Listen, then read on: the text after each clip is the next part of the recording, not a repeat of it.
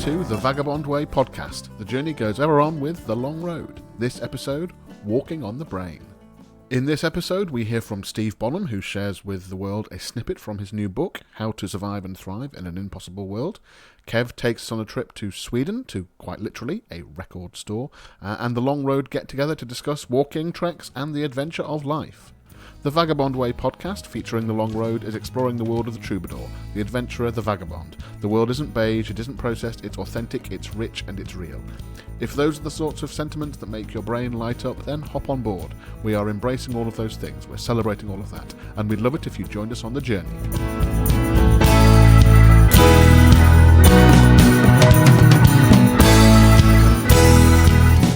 Greetings, I am Chris the Bish Lydon. Welcome to the show, wherever in the world you're listening from. Lovely to hear from you when you listen to the show, so drop us a line on Facebook or Twitter or Instagram. Let us know you're listening and where you're tuning in from. Huge thanks to everyone who has listened to or watched the video for our latest single release, If There's a God Out Here. It's out there on Spotify, Apple Music, etc., all those digital stores. You can even download a copy if you feel so inclined. I suspect it costs somewhere in the region of 79p, so why not give it a go? Or even if you don't fancy splashing out, if you like the song, tell a pal about it. In this day and age, as ever was the case, word of mouth is a powerful ally, and you can help do your bit to keep real music alive. Do check out the music video for If There's a God Out Here too. Kev Moore, our multi-instrumentalist extraordinaire, put the lyric video together, and it's spooky as hell, but it fits the vibe of the song wonderfully. Just make sure you've got something nice and friendly and uplifting to do immediately afterwards, would you? And so The Long Road is thrilled to announce that we've received support from Art Council England for our Down at the Crossroads project, which will be starting later this month in earnest. Based on building the artisan music movement, focusing on our transatlantic connections in this initial project, we'll record and release a new EP and create a short video documentary alongside, galvanising, we hope, the support for artisan music and the future of a balanced and fair live music industry. This project is only made possible by support from National Lottery players through Art Council England, and we're super excited to be able to push go on it. So keep an eye on our social media for more news on this project as we get things started. Our next episode of the Transatlantic Connection show over on YouTube will be out on Tuesday the 13th of October, featuring Rob McHale, our great songwriter friend from North Carolina, USA, and Charlotte Elizabeth, a music promoter from here in England, interested in the world of Americana, roots and country music. So if you like this podcast, you might just like to see our YouTube show as well. Just search for the Transatlantic Connection show. Now, as has been the case for recent episodes of the podcast, we normally start with a three-way chat between Steve Bonham, the vagabond philosopher, Kev Moore, the big man, and me, Chris the Bish Lydon. Now, we had a chat for the podcast a few weeks ago. Full disclosure, Kev is currently, as I speak, in the wilds of northern Spain, although seemingly posting more frequently to Facebook than ever before. We're getting a minute-by-minute experience of his trek, the adventure that he is currently on, which is what actually forms the basis of our chat this week. But unfortunately, we had this hour-long chat covering a few topics for future podcasts as well, and after just over an hour of chatting, my computer crashed, just blinked, off, gone. It's actually quite an unusual and rare occurrence these days, I find, but it couldn't have picked a worse moment, really. An hour of chat, well, the recording of my part of it anyway, just gone, just like that. Steve and Kev still had their recordings of their parts, so we had that, but I've had to try to recreate some of my bits as best I can. Hopefully it doesn't sound too wonky, but if there's any oddities this week, just put it down to that catastrophic technological failure we suffered and battle on through for us, will you? I suspect it's actually barely noticeable, but just thought I'd be upfront, just in case. So I am going to hand over to me. Here we are, again, The Long Road. Back together digitally. We have Steve Bonham at home in Derbyshire, Kev Moore at home in Spain, and me, Chris the Bish Lydon, I'm at home in Manchester. Now, part of me was super tempted to create the entire conversation, well, my parts at least, with this computer-generated voice, but I feel the joke would wear pretty thin pretty quickly. So, anyway, back to the real conversation. In essence, I don't say much because the topic of discussion is walking, and I'm not a huge walker. Steve's done loads of mad treks over the years, and Kev is currently undertaking his own. Anyway, here we go for real now. I asked Kev what the hell he was thinking.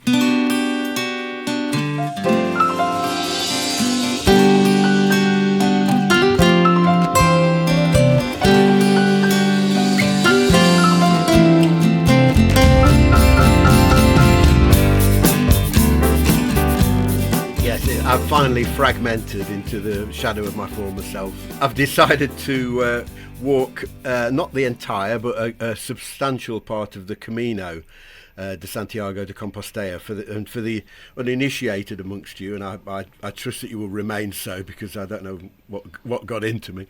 It's the Pilgrim's Way that actually goes initially from the other side of the Pyrenees in France, all the way across. There's various routes, but the one I'm taking is the one along the coast, the Camino del Norte, and it goes to the city of Santiago de Compostela, where there's a huge cathedral. You know, it was done for religious reasons in the past. I'm doing it for my own sanity, because it just seemed to be, I don't know, the only option left open to me in these crazy times to sort of still my brain. You know, I've just got to the point where I've got to get out. You know, I've got to do something to.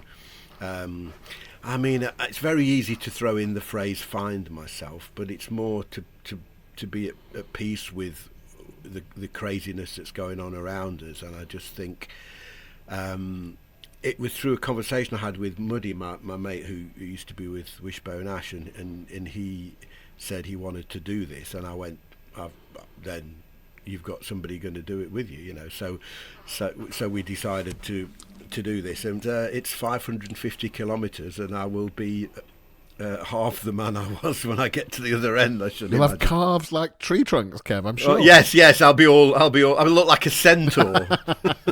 Throbbing thighs and pert buttocks. Yeah. Yes. Well, you know, I'll take them if they've got them. I think at this point I lost my and had an uncontrollable laughing fit. So of course, thankfully, as you can probably tell by the nature of this conversation, I'm not doing it for religious reasons.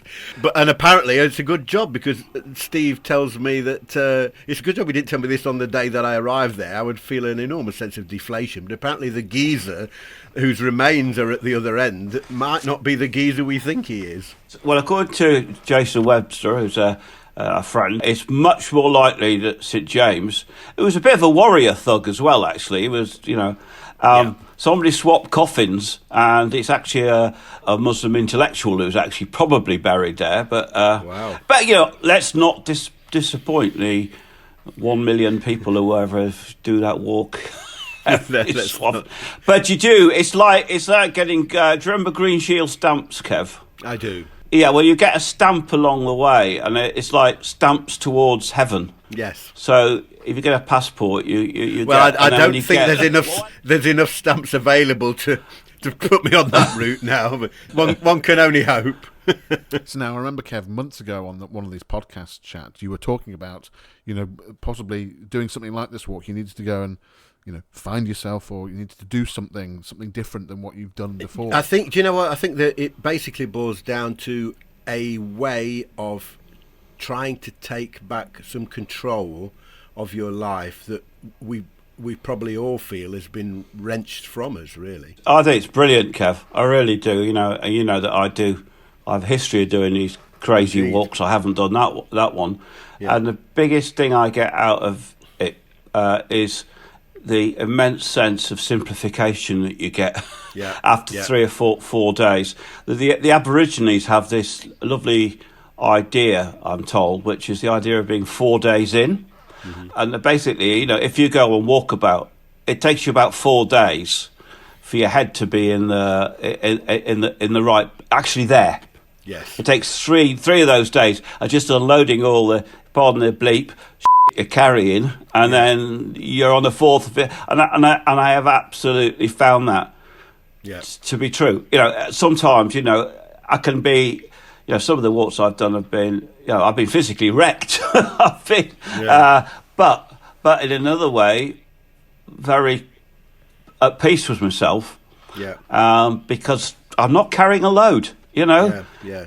You have the stuff on your back, but that's all there is. You're not carrying anything else. There's nothing you can do. It's like reducing a sauce, you know.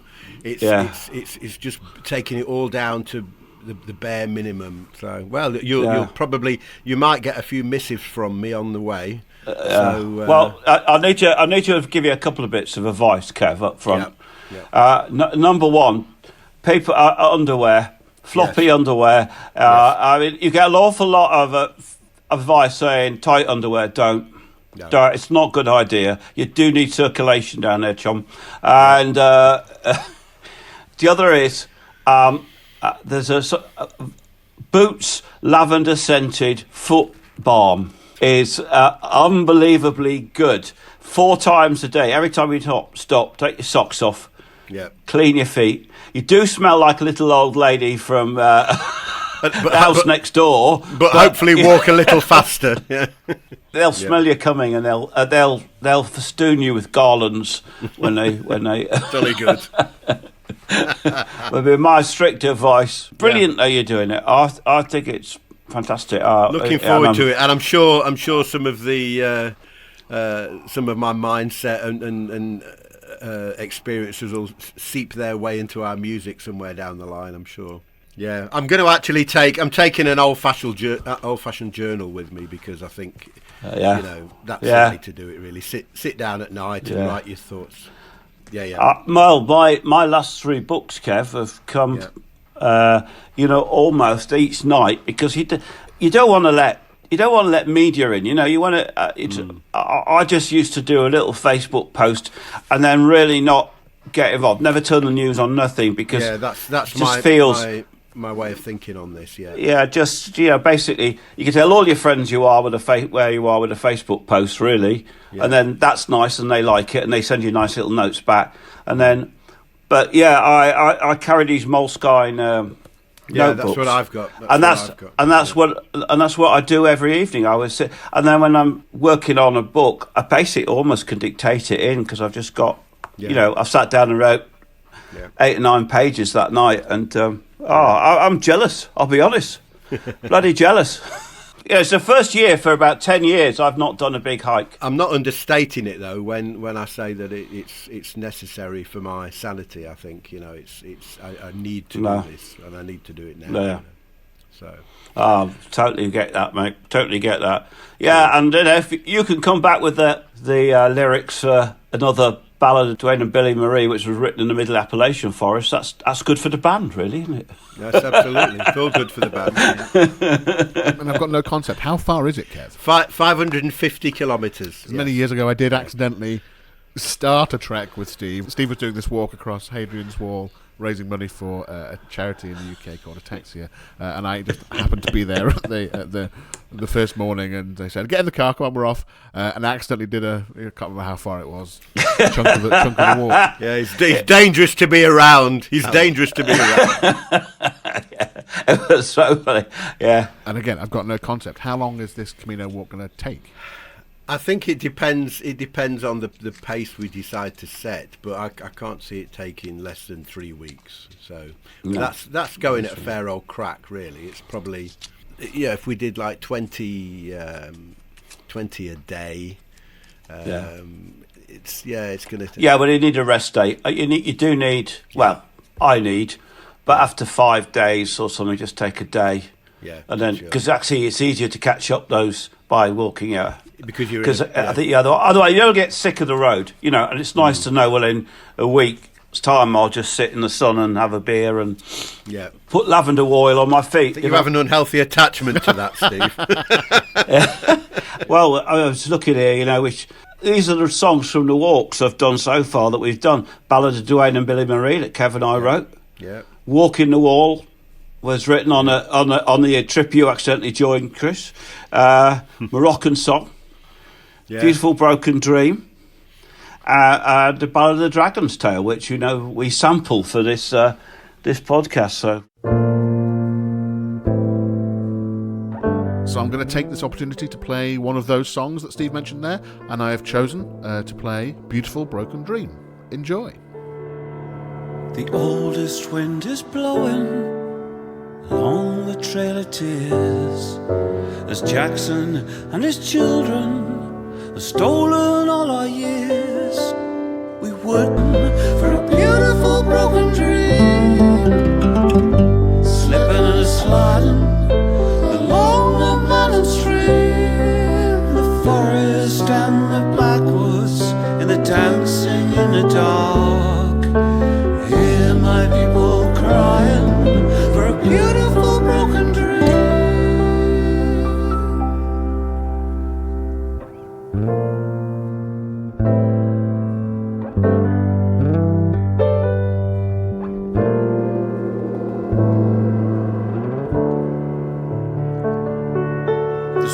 comfort of the greenwood, the stars up in the trees could not protect us from the wound to the heart of the Cherokee. We were broken and forgotten. They cut the green corn down to plant the fields of cotton, or freedom to confound. Hear my people crying for a beautiful broken dream, slipping and a sliding along the mountain stream, the forest and the backwoods in the dancing in the dark. Hear my people crying for a beautiful broken dream.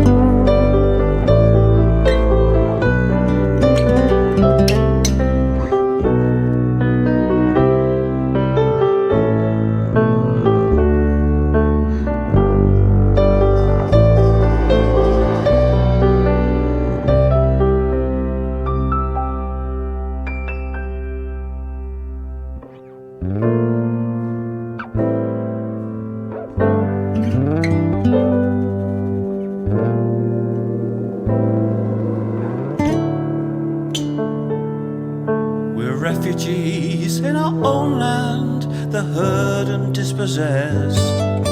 Our babies die on the hard roads that lead into the west. Now the families of the migrants, so many just like us, somewhere lost along the way in the concrete and the dust. Hear my people crying for a beautiful broken dream, slipping and sliding along the mountain stream, the forest and the backwoods in the dancing in the dark. Hear my people crying for a beautiful broken dream. Hear my people crying for a beautiful broken dream. Hear my people crying for a beautiful broken dream.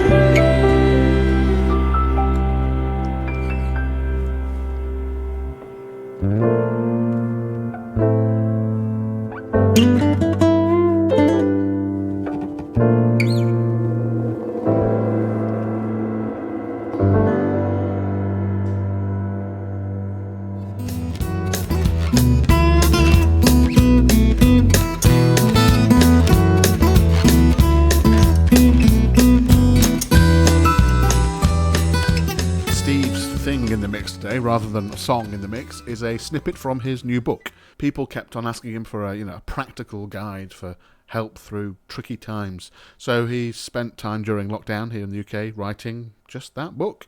It's available from artisan-creative.com in printed form and soon to be ebook. As with all things that Steve does, it's based in his own experiences of trekking through life, literally and figuratively. So I'm going to hand over straight to Steve. I've had walking on my brain this week, possibly because our Kev is out there in Spain as I speak, trudging through the Spanish countryside along the Camino Trail, and possibly because walking as an idea features very heavily in my new book, How to Survive and Thrive in an Impossible World.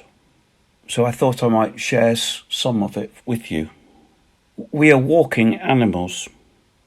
Our ancestors walked every day. They walked from food source to food source. They walked from hut to field. They walked to escape and to conquer.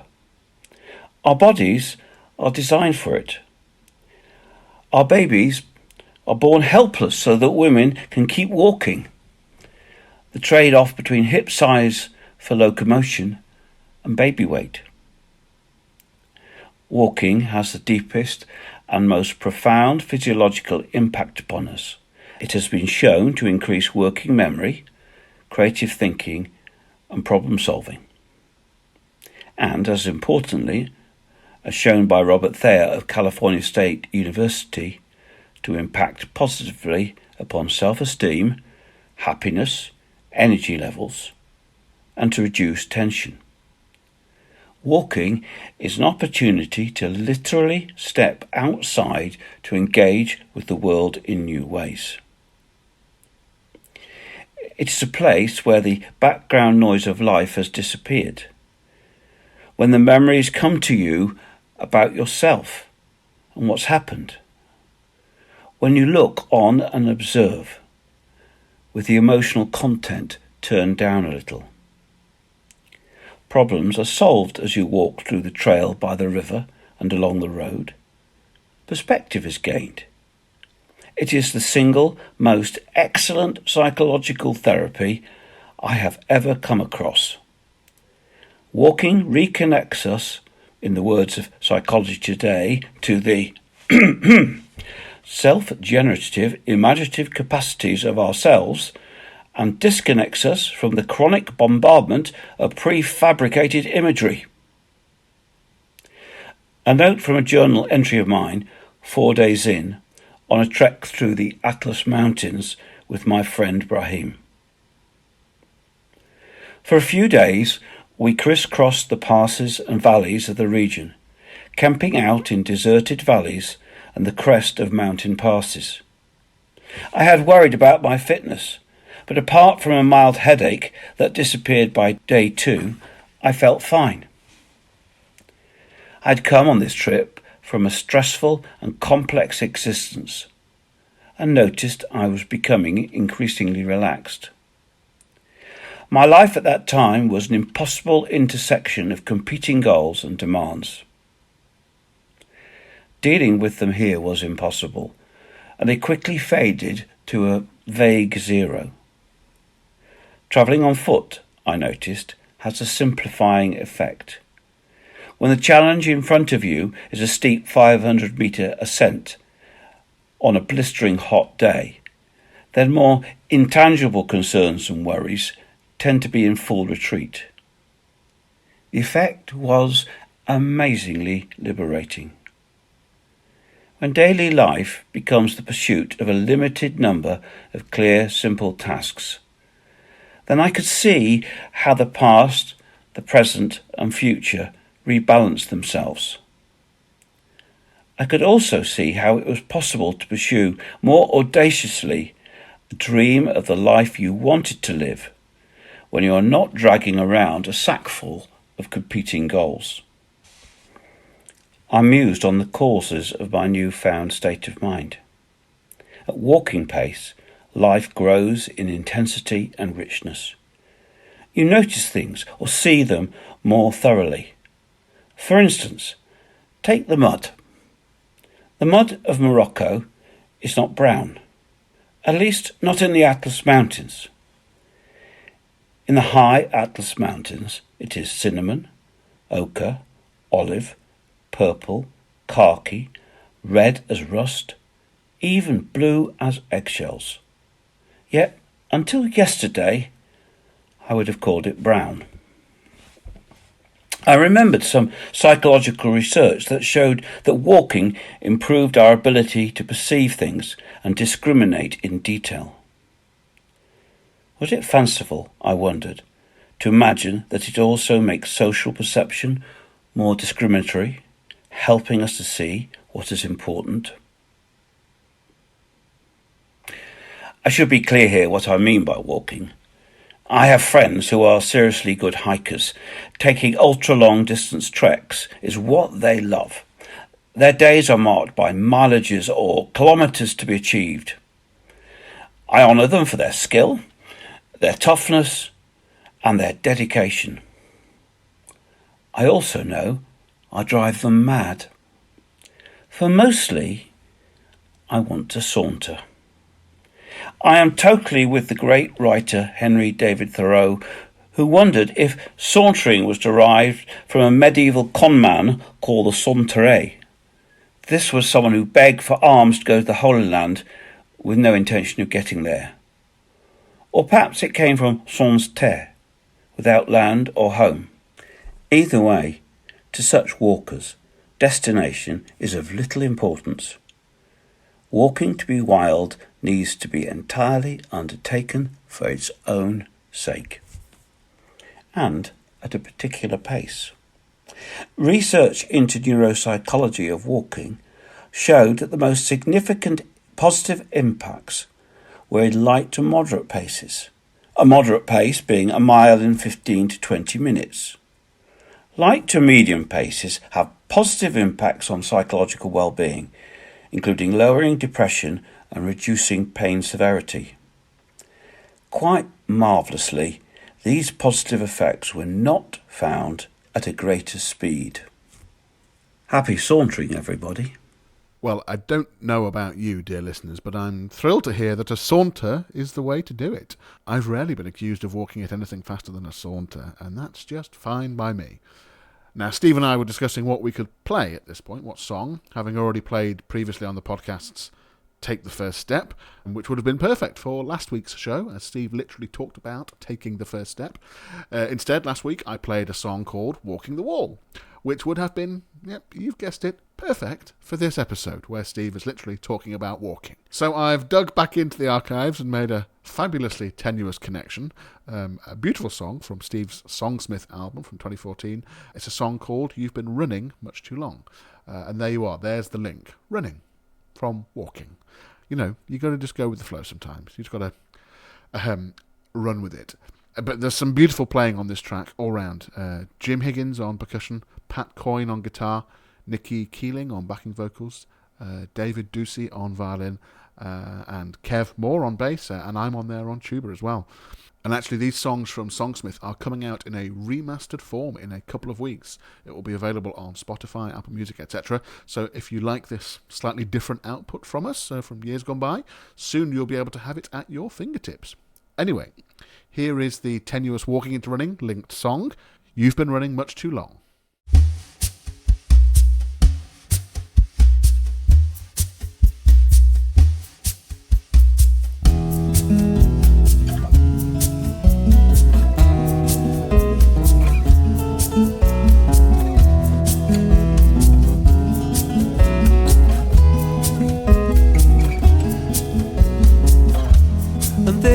Told me really was no surprise. I'd seen it come and go by that worried look in your eyes. And these things happen like the setting of the sun. But I've been thinking, girl, you've been running much too long. I've been thinking, girl, you've been running much too long.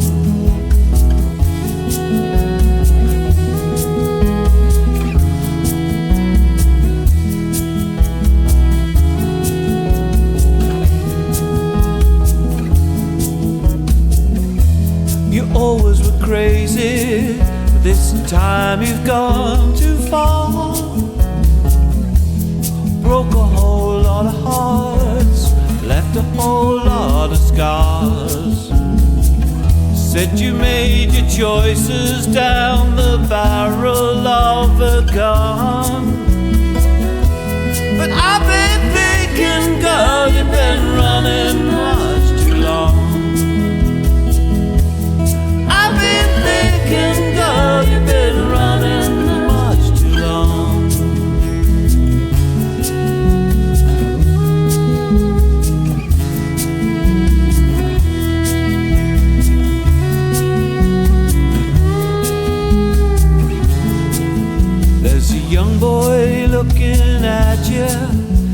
that faithless mistress way, singing so soft and low, wondering what to say. So you cut him loose, just another mother's son. But I've been thinking, girl, you've been running much too long. I've been thinking, girl, you've been running much too long.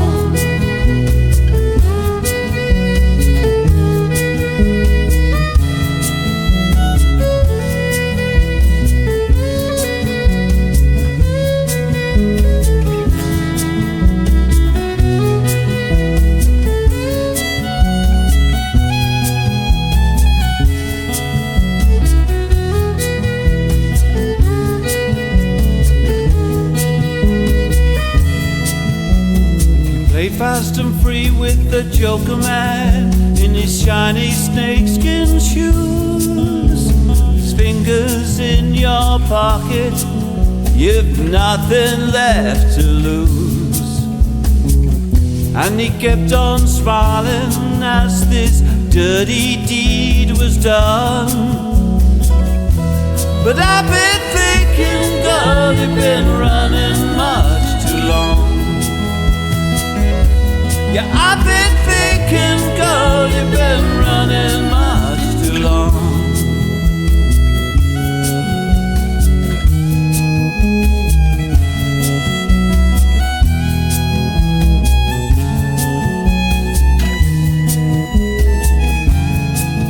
Now you're left out on the highway.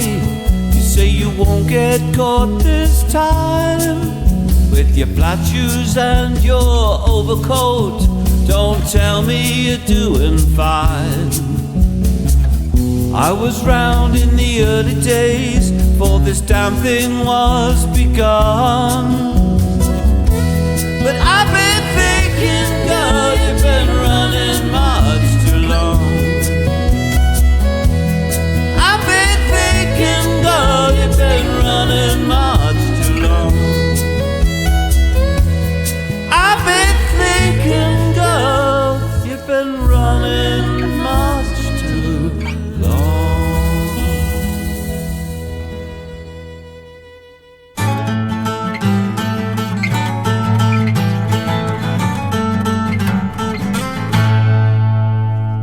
Hello again, everyone. Welcome to Kev's Cafe Corner and my virtual cafe, where you're all welcome to come in and join me as I discuss, over the current weeks anyway, my favourite record stores all around the world. And as promised last week, we're heading out of the British Isles to Sweden this week, and a shop called Skivhandel, which I think probably means records, I'm not sure, but it's next to a club that I play called The Abyss, which is a fantastic metal club in Gothenburg. And it's right next door, and normally when we go in and set up and sound check, we've got plenty of time, and I just go in and wander the aisles of this amazing record shop, and it is an amazing shop, this one. There's many, many categories, shelves absolutely teeming with albums, vinyl, what have you, and incredible prices. There's one album that's quite dear to me. It's the very first solo album by Toto's guitarist, Steve Lukather. And I got it on cassette back in Copenhagen many years ago, and the cassette got a bit sort of worn out, and I'd always wanted it on vinyl. And I found it on vinyl in this shop in Gothenburg. And when I did the conversion rate, I couldn't believe it. It was like £5 or something for an absolutely mint copy of Lukather's solo album on vinyl. So it wasn't the only purchase I made that day, I must confess to you, dear listeners. But it was certainly an important one for me. I was really happy to get hold of it. And I've talked before about that experience, the browsing experience of record shops, and there's nothing to compare with that. MPs, downloads, Spotify, none of that can possibly compare with thumbing through these sleeves of these albums, and then in the middle of 20 or 30 you find one gem something strange and maybe not even necessarily rare, but special to you. It's probably lain there for years and not piqued anybody else's interest. But that day I also bought an album by Isotope called Illusion, and that was a great jazz rock album that I remember from my youth when I was exploring different genres, and I'd had it in my collection as a boy, and as usual you sell everything so you can buy yourself a moped or something, and to be able to get that back again was just a fantastic feeling. Once again I come back to that, it's almost a social service that a record shop provides to people to remind you of your youth, to lift you up. And that particular shop really is outstanding. I've found some amazing gems in there. And every time we play there, I make it a point of going in and know that I'm going to come out with at least 4 or 5 albums. And that's not a bad thing, because there really are good deals over there. I don't know why, but you can get a really good deal on stuff over there. What might be rare here, for example, is perhaps not so rare over there. So I recommend that shop to you. It's a fantastic place, and it's called Skiv Handle, and it's in Gothenburg. Check it out. See you next week.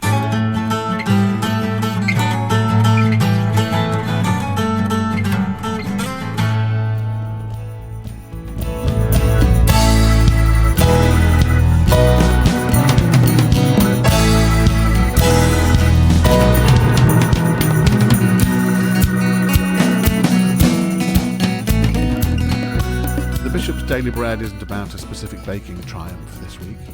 Recent baking has been fairly bog standard here. A nearly perfectly cuboid loaf here, a delicious granary loaf there. I suppose the thing that a lot of people would say is an important reason they like baking isn't just the gustatory outcomes, although for me that is a biggie. I think the process is key. For some, I know Steve, for example, has said this about his little bread-making binge last year. The physical process of mixing and kneading by hand to make bread is very therapeutic. And for me, it's perhaps even slightly simpler.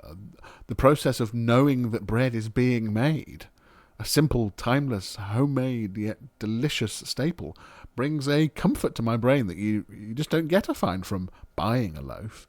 Even the most outrageously expensive handmade artisanal loaf of bread in a paper bag from a posh supermarket. It's the personal, the familial, the homely nature of baking that, for whatever reason, sates some part of my brain. And I find a great comfort in knowing that, actually, I don't need to go out now to make sure I have some bread to toast for my breakfast.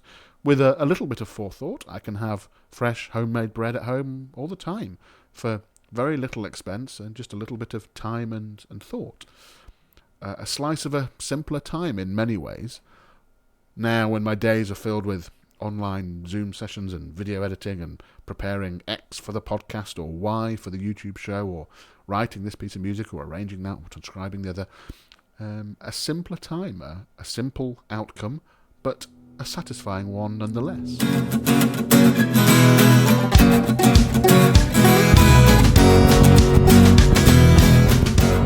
That's it for this week. Thanks for listening, wherever in the world you are. Subscribe to the podcast. We're on Apple Podcasts, SoundCloud, Spotify, and now Amazon Podcasts. The next episode will be out next Friday. Join us on YouTube for the Transatlantic Connection show and become part of the Transatlantic Connection movement. Head to youtube.com/The Vagabond Way. Find The Vagabond Way or Steve Bonham on the Long Road on Facebook. That's our main social media outlet. All of our music is on Spotify and Apple Music. Go and have a listen. Give us a follow. We're on Patreon at patreon.com/The Vagabond Way. Big thank you to our Patreons and a special shout out to Orla Flynn, James Lydon, Stuart Lydon, Yvette Lydon, and Trish Taylor. Thank you for your ongoing support. Patreon is a great platform that makes it super easy for anyone out there, you, to support content that you love on a monthly basis. It gives you direct access to the people creating the stuff you love, us, hopefully, and you get to play an integral part in shaping the direction of the things that we make. So, become a vagabonder. That's our name for our supporters on Patreon, to help us create music, live performances, books and short stories, this weekly podcast, our YouTube show, and some new things that we're cooking up. As a vagabonder, you can get the recordings and books we make for free, receive exclusive Patreon-only merchandise in the post, get regular behind-the-scenes updates from us, unlock access to exclusive live stream performances and Q&As, and lots more. You can help us create something different, something that entertains, and something that inspires others. So, join us on the journey and release the vagabond within. Patreon.com/thevagabondway. Thank you once again, brave adventurers, vagabonds and explorers, for joining us on The Vagabond Way. Remember, the world isn't beige, it's authentic, it's rich and it's real. Embrace every last bit of it. Until next time, the journey goes ever on with The Long Road. Bye for now.